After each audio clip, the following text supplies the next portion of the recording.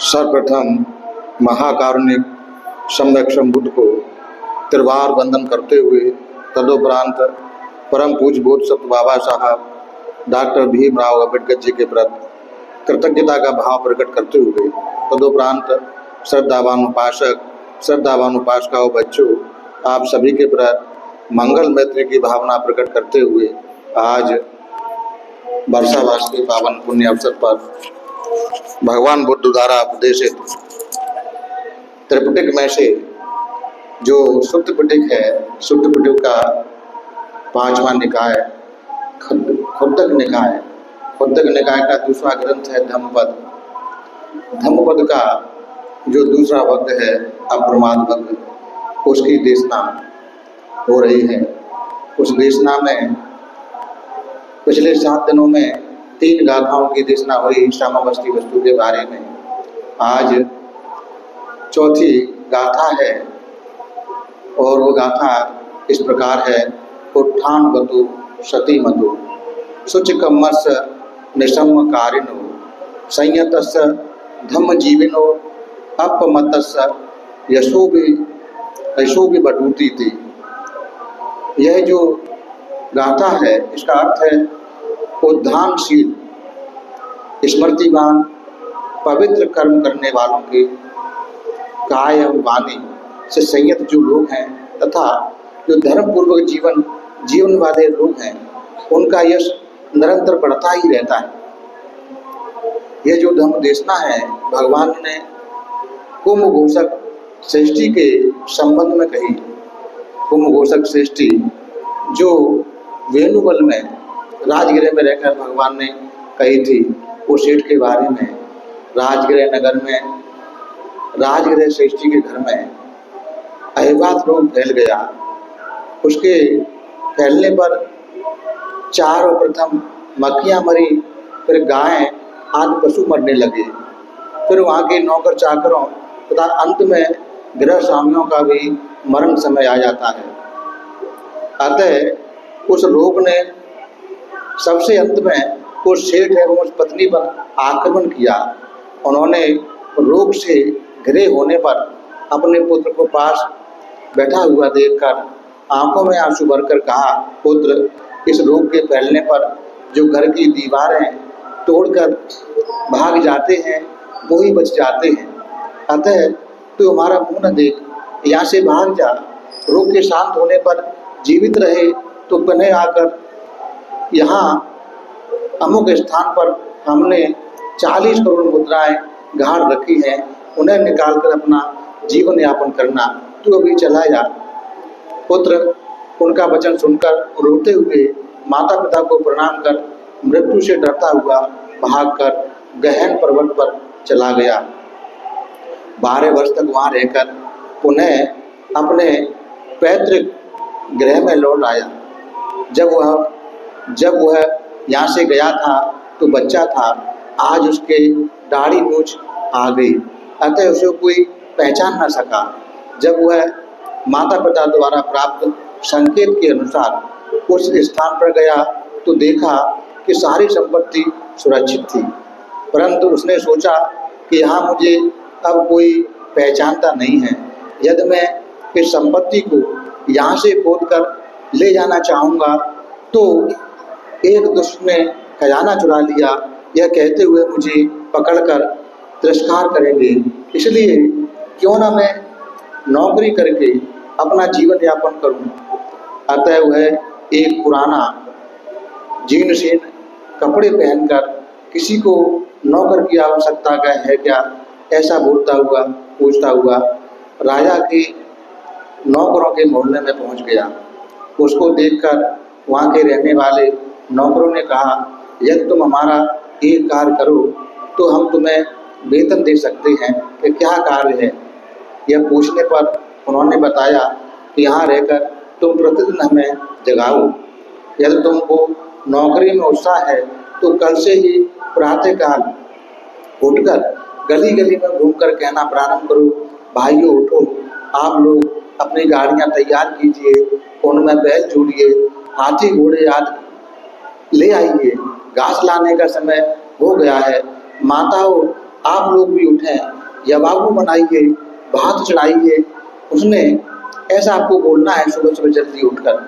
उसने कहा कि ठीक है, कहते हुए उनकी बात को स्वीकार कर लिया। तब उन्होंने उसके रहने के लिए भी उसको एक घर दे दिया। एक दिन राजा बिंबिसार ने उस नौकर को बोलते हुए उसका शब्द सुनकर सुन लिया। राजा को शब्द ध्वनि के विषय में बहुत अच्छा ज्ञान था, अतः उसने कहा, यह तो किसी विपुल धनवान पुरुष के शब्द हैं। राजा के पास रहने वाली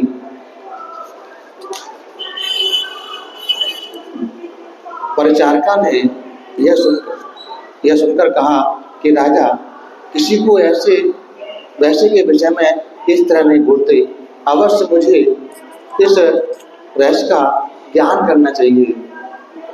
उसने अपने साथ के नौकर से कहा कि जाओ, गली में बोलने वाले पुरुष की वास्तविकता जानकर आओ। वह गया, उस गली को देखकर पुनः लौटकर बोला, वह तो एक दीनहीन नौकरी करने वाला आदमी है, जिसे हमारे अन्य नौकरों ने अपने कार्य के लिए नौकरी पर रखा है।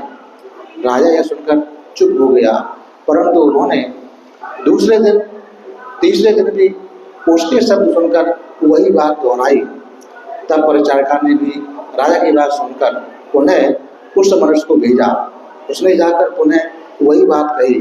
तब परिचारिका ने सोचा कि महाराज को बार बार यह बात बताई जा रही है, फिर भी वे विश्वास नहीं करते और वही बात पुनः पुनः कह रहे हैं, तो अवश्य इसमें कुछ गंभीर रहस्य है। इस रहस्य के मूल का ज्ञान करना चाहिए। तो उसने राजा से कहा कि महाराज, यदि 1000 मुद्रा दें तो मैं अपनी लड़की के साथ जाकर उसका गंभीरता से पता लगाऊं। उसने उससे प्राप्त धन राजकुल का होगा। राजा ने यह सुनकर उसको 1000 मुद्राएं दे दी। तब उस परिचारिका ने अपनी लड़की को एक पुरानी मैली धोती पहनाकर उसके साथ राजमहल से निकलकर मार्ग पार करती हुई उस नौकरों के मोहल्ले में पहुंची। वहां वह एक घर में प्रवेश होकर बोली कि माता, हम यात्री हैं, 1-2 दिन विश्राम करके चले जाएंगे। घर वाले ने उत्तर दिया, इस घर में पहले ही बहुत मनुष्य रहते हैं, यहाँ तुम्हें स्थान मिलना कठिन है। तुम ऐसा करो, यह जो कुंभ घोषक का घर खाली है वहाँ चली जाओ। वह परिचारिका वहाँ जाकर बोली, स्वामी, हम यात्री हैं, थक गए हैं, 1-2 दिन विश्राम करके आगे चले जाएंगे, यह कहा। तब उस कुंभ घोषक ने बार बार मना करने पर भी उसने कहा कि हम 1 दिन ठहरकर कल दूसरी जगह चले जाएंगे और वहाँ से निकलना नहीं चाहा। अंत में वह वहीं रह गई। इस तरह उस पेशनकारिका ने वहीं रहकर दूसरे दिन जब उसका वन में जाने का समय हो गया, कुंभ घोषक से कहा कि स्वामी, आप अपने भोजन का सामान देते जाइए, आपका भी भोजन बना दूंगी। ऐसा कहने पर उसने कहा, रहने दो माँ, मैं स्वयं बनाकर खा लूँगा। परंतु पेशनकारिका द्वारा पुनः पुनः आग्रह करने पर कुंभ घोषक द्वारा दिया हुआ मानकर बाजार से पात्र एवं अच्छी जात के चावल आदि खरीद कर राजकुल की पद्धति से परिशुद्ध भात एवं 3 प्रकार की खाने की सब्जियां एवं दाल बनाकर उसके अरण्य से लौटकर आने पर उसके सामने परोस कर रखा। उसके खाने से कुंभ घोषक की प्रसन्न चित्तता जानकर पेशनकारिका ने कहा कि स्वामी, हम लोग बहुत थके हुए हैं, 1-2 दिन और यहाँ ठहरेंगे। कुंभ घोषक ने तब स्वीकृति दे दी, स्वीकार कर लिया। उसके बाद उसने सायंकाल भी दूसरे दिन भी उसको वैसे ही स्वादिष्ट भोजन बनाकर खिलाया।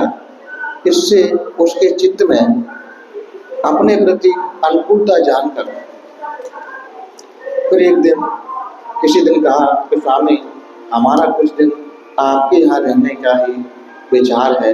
यह उसने वहाँ रहते हुए उसकी खाट की रस्सियों की बाही तरफ से एक तरफ 2 स्थानों पर काट दी। अतः कुंभघोषक के बैठने पर वह खाट नीचे झुकने लगी। तब उसने पूछा, यह खाट नीचे क्यों लटक रही है? पेशनहारिका ने उत्तर दिया, क्या बताऊं, इस मोहल्ले के लड़कों को रोक नहीं पाती। वे यहाँ आकर इस पर असावधानी से बैठ बैठकर इसे तोड़ देते हैं। माँ, यह परेशानी मुझे तुम्हारे कारण ही उठानी पड़ रही है, अन्यथा पहले मैं घर से बाहर जाता था तो इस घर के द्वार बंद कर जाता था। अब तुम्हारे कारण ऐसा नहीं कर पा रहा हूँ। क्या करूँ स्वामी, मैं उन्हें रोक नहीं पाती। और उसने आगे चलकर 2-4 दिन थोड़ा छोड़कर पहले की भांति उसकी खाट की 1-2 रस्सियाँ काटना प्रारंभ किया। इससे उसके नाराज होकर पूछने पर वह बालकों का बहाना बनाकर उसे चुप कर देती। अंत में एक दिन ऐसा भी आया, उसके बैठते ही खाट की सभी रस्सियाँ टूटकर जमीन पर गिर गईं। गिरते ही उसका सिर जा टकराया जानवरों से। वो उठकर बोला, क्या करूं, इस समय कहाँ जाऊं? तुम लोगों के कारण मेरे हाथ से यह खाट भी जाती रही। माता ने कहा, क्या करूं स्वामी, पड़ोसियों के लोगों को कुछ कह नहीं पाती। आप चिंता न करें, इस समय आप कहाँ जाओगे? यह कहकर अपनी लड़की को बुलाकर कहा कि तू अपने इसको लेट जाने के लिए अपनी खाट पर जगह दे दे, और उससे कहा कि जाओ उसी खाट पर तुम भी एक तरफ लेट जाओ। तो वह उस लड़की के साथ एक ही चारपाई पर सो गया। उसे उसी दिन उसमें आसक्ति हो गई। प्रातः उठकर लड़की रोने लगी। माता ने पूछा तो उसने रात को ही सारी घटना बता दी। माता ने सुनकर कहा, कोई बात नहीं बेटी, अब क्या किया जा सकता है। तुम्हें एक पति की तथा इसको भी एक पत्नी की आवश्यकता थी। यूँ कहकर उसने उसको अपनी जमाई स्वीकार कर लिया। इस तरह उसकी शादी कर दी। पेशनहारिका ने कुछ दिन राजा को सूचना भेजी। कुछ दिन बाद राजा को सूचना भेजी कि नौकरों के मोहल्ले में एक विशेष उत्सव किया जाए, जिससे घर में जब उत्सव न मनाया जाएगा उसे राजदंड भोगना पड़ेगा, ऐसी घोषणा कीजिए। तब राजा ने उसके कहने पर वैसी घोषणा कर दी। तब उस कुंभघोषक को उसकी सास ने कहा कि तात, राज आज्ञा है इस नौकरों के मोहल्ले में कि एक उत्सव मनाया जाना है। क्या करें कि मैं तो नौकरी करके किसी तरह जीवन चला रहा हूँ। उत्सव के लिए मेरे पास मुद्रा कहाँ है, पैसे कहाँ है। तात, घर बसाया है तो समय बेसमय ऋण भी लेना पड़ जाता है।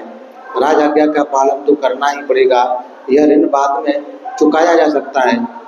अतः जहाँ कहीं से कुछ 1-2 मुद्रा ऋण ले आओ। यह सुनकर वह उद्विग्न एवं खिन्न हुआ। अंत में वह अपने पुराने निवास स्थान पर जाकर वहाँ से एक ही कासापन निकाल कर ले आया। लाकर अपनी सास को दे दिया। सास ने वह कासापन राजा को भिजवा दिया तथा अपने पास से कुछ व्यय कर उत्सव मनाया। उसके कुछ समय बाद उसने राजा को फिर वैसी ही आज्ञा निकालने की प्रार्थना की। राजा ने पुनः वैसी ही आज्ञा निकाल दी। नौकरों के मोहल्ले में उत्सव मनाओ, ऐसा न करने वालों को राजदंड मिलेगा। इस राजाज्ञा के बाद भी कुंभघोषक उद्विग्न और खिन्न होकर अपने पूर्व के निवास स्थान से 3 कासापन लाया। पेशनहारिका ने वे कासापन भी राजा के पास भिजवा दिए। साथ में यह निवेदन भी कहलाया कि अब आप राजपुरुषों को भेजकर इस कुंभघोषक को राज दरबार में बुलवाइए। राजा ने राजपुरुष भेज दिए। उन्होंने वहां जाकर पूछा कि कुंभघोषक नाम का यहाँ कौन है। यह खोज करते हुए अंत में उसको देखकर बोले, चलो भाई, राजा ने तुमको बुलाया है। यह सुनकर वह डर गया। वहां जाने के लिए अनेक बहाने किए, जिसके राजद्वार में न जाना पड़े।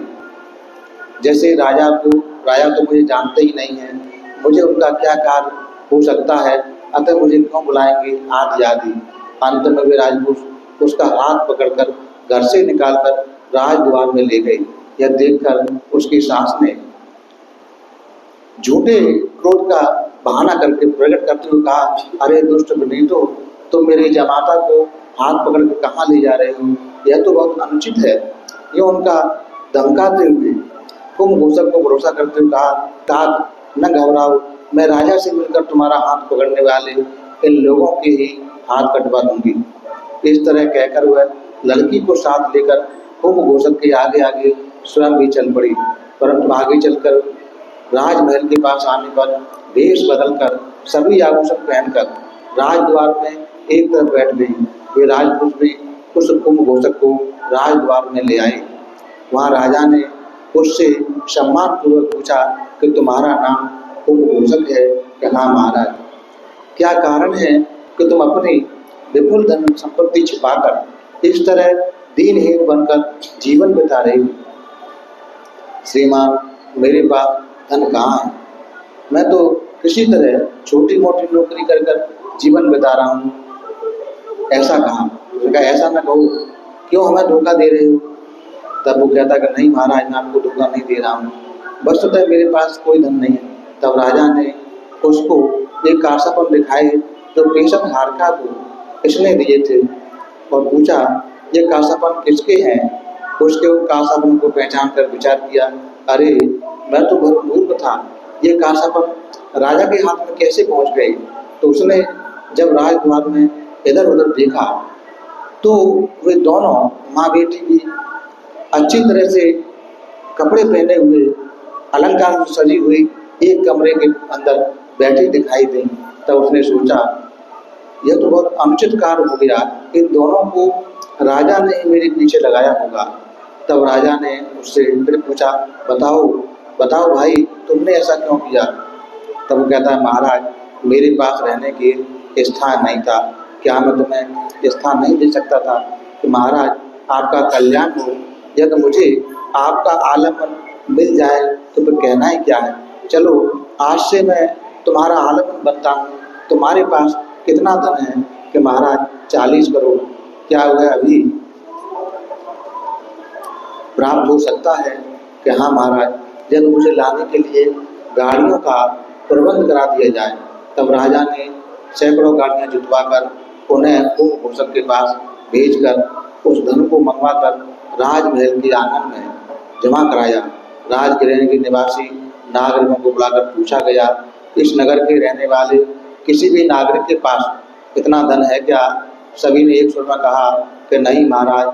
तो अब इसके साथ क्या करना चाहिए कि महाराज इसका अपूर्व सत्कार कीजिए। नागरिकों के द्वारा ऐसा कहे जाने पर राजा ने उसको नगर सेठ के पद से सम्मान किया और उस पुत्री को भी उसी को कन्या के रूप में देकर उस नगर सेठ के साथ ही भगवान की सेवा में जाकर प्रणाम कर निवेदन किया कि बनते इस आदमी को देखें, ये कैसा धैर्यशाली है।